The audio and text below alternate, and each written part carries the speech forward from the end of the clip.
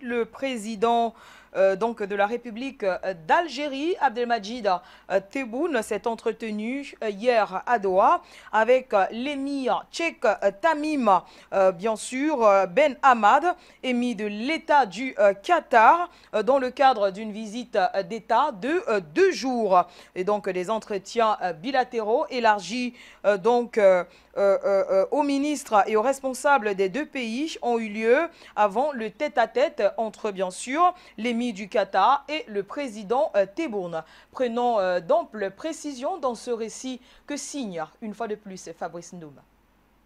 C'est un tapis rouge déroulé ce dimanche 20 février au président algérien Abdelmadjid Tebboune par l'émir du Qatar, Sheikh Tamim Ben Hamad Al Thani, dans le cadre d'une visite d'État de 2 jours.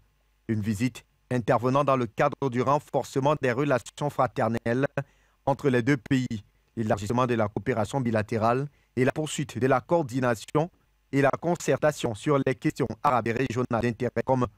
Pour cette visite, le chef de l'État est accompagné d'une importante délégation ministérielle, une délégation composée notamment des ministres des Affaires étrangères et de la communauté nationale à l'étranger, de la justice, de l'énergie et des mines, de l'agriculture et du développement rural, de l'habitat, de l'urbanisme et de la ville, de l'enseignement supérieur et de la recherche scientifique et de la solidarité nationale, de la famille et de la condition de la femme. Des entretiens bilatéraux élargis aux ministres et responsables des deux pays ont eu lieu bien avant que le président de la République et l'émir du Qatar s'entretiennent en tête-à-tête. À cette occasion, l'émir du Qatar, Tamim Ben Hamad Al Thani, a publié un tweet élogieux à l'égard de l'Algérie et des Algériens. Au Qatar, nous sommes fiers de nos relations fraternelles avec nos frères en Algérie. Nous œuvrons avec mon frère, son Excellence le président Abdelmadjid Tebboune, à la promotion de la coopération bilatérale à la hauteur des ambitions des deux peuples frères, a-t-il écrit. L'émir du Qatar a précisé avoir examiné avec le président Tebboune l'action arabe commune et les moyens de la renforcer et de relever les défis auxquels sont confrontés la région et la nation arabe. La visite du président Tebboune revêt une dimension exceptionnelle de par son timing. Elle intervient avec le sommet arabe d'Alger et coïncide avec le 6e sommet des chefs d'État membres du Forum des pays exportateurs de gaz qui se tiendra demain à Doha, un événement que l'Algérie abritera l'année prochaine.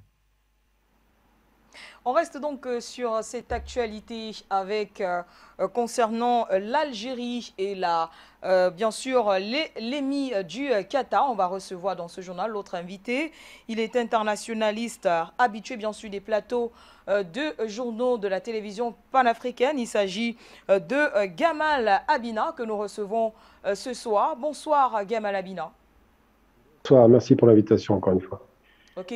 Alors, Gamal Abina, que peut-on retenir ou alors que doit-on retenir de cette visite du président de la République d'Algérie, Abdelmadjid Tebboune, à l'émirat du Qatar, à l'émir du Qatar?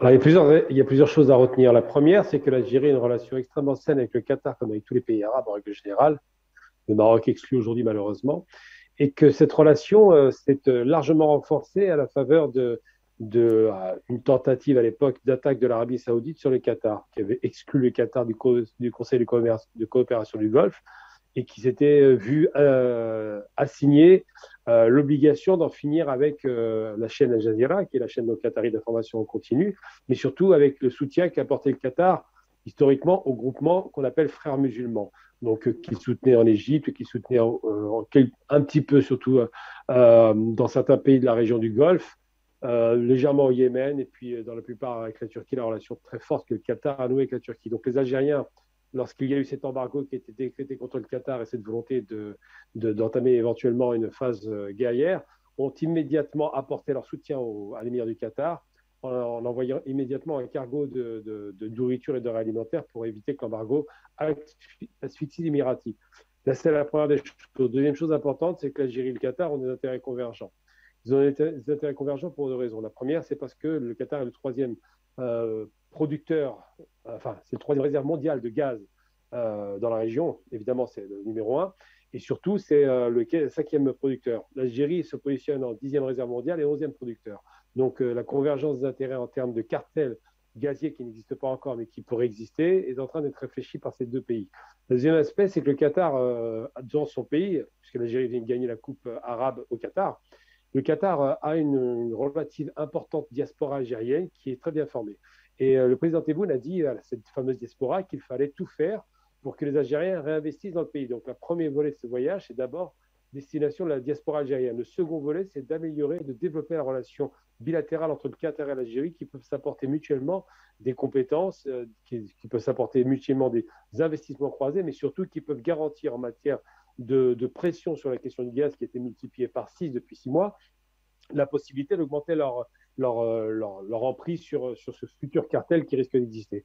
Donc effectivement, cette visite officielle qui va avoir plusieurs aspects, un aspect politique, le fait de cimenter la relation algéro-qatari indépendamment des autres relations que l'Algérie a déjà dans la région, garantira aussi sur le plan économique des investissements croisés qui pourront profiter aux deux pays.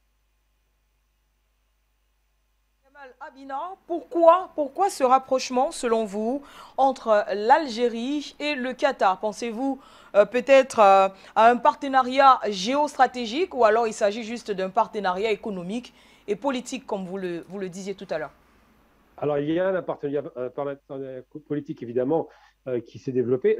Sur le plan économique, c'est évident. L'Algérie fait partie de l'OPEP, le Qatar aussi. L'Algérie est un des plus grands producteurs de gaz, le Qatar aussi, on l'a bien compris.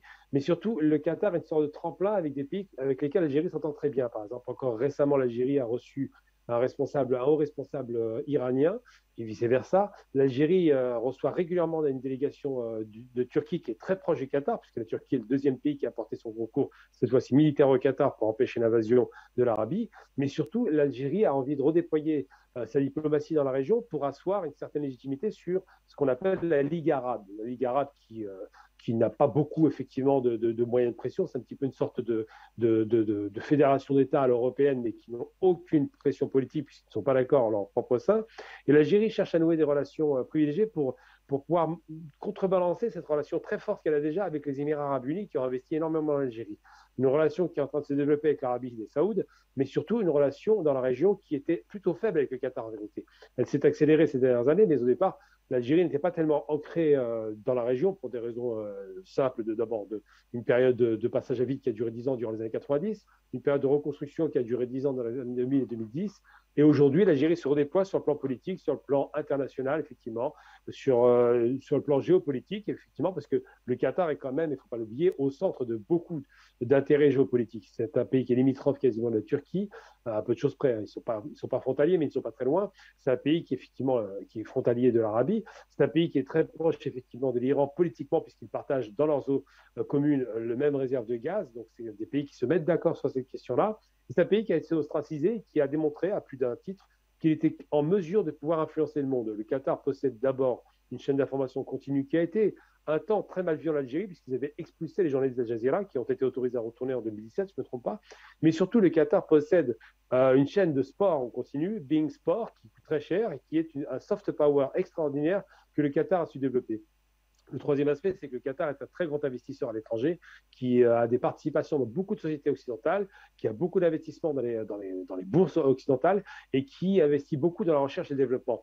L'Algérie a un cruel besoin de ce type d'investissement, particulièrement dans la recherche et le développement pour pérenniser un développement économique. L'Algérie a de l'argent. Et ça, malheureusement, la plupart de ces cadres ont trop quitté le territoire. Et aujourd'hui, l'appel du président Tebboune, c'est de faire en sorte qu'à la fois les investisseurs étrangers et les investisseurs les plus chers, enfin les plus riches de la région, à savoir les gens du Golfe, investissent en Algérie massivement, mais surtout que la diaspora, qui est très très bien implantée dans ces pays-là, revienne apporter son concours au développement du pays. L'obsession aujourd'hui de l'Algérie sur 2022, c'est de faire en sorte que le pays attire des investisseurs et surtout crée de la richesse hors hydrocarbures. Et donc le Qatar, qui a montré un modèle de développement alternatif avec quand même des universités qui commencent à être de belle qualité, avec le secteur intellectuel et artistique qui s'est vraiment développé, et surtout avec des capacités financières illimitées, puisque le Qatar repose sur des réserves de gaz très importantes avec un pays où il y a très peu d'habitants. Le Qatar pourrait effectivement assez facilement s'intéresser à des investissements en Algérie qui seraient très productifs. Donc l'un dans l'autre, quand l'Algérie a apporté son concours et son soutien au moment où le Qatar était sous embargo, et de l'autre côté, le Qatar, qui n'est pas un mauvais partenaire, puisqu'il se souvient de ce geste très fort des Algériens, a décidé d'apporter à son tour son concours. C'est la raison pour laquelle le tapis rouge est déployé sous les pieds de M. Tebboune, dont le Qatar sait parfaitement qu'il a besoin d'investissement et pour lequel ils ont quand même une reconnaissance à la suite, effectivement, de l'action politique très forte de l'Algérie par rapport à ce qui s'est passé à l'époque de l'embargo décrété par les pays du Conseil de coopération du Golfe.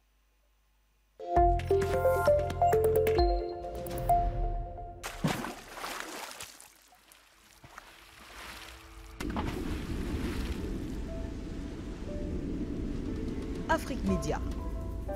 Le monde, c'est nous.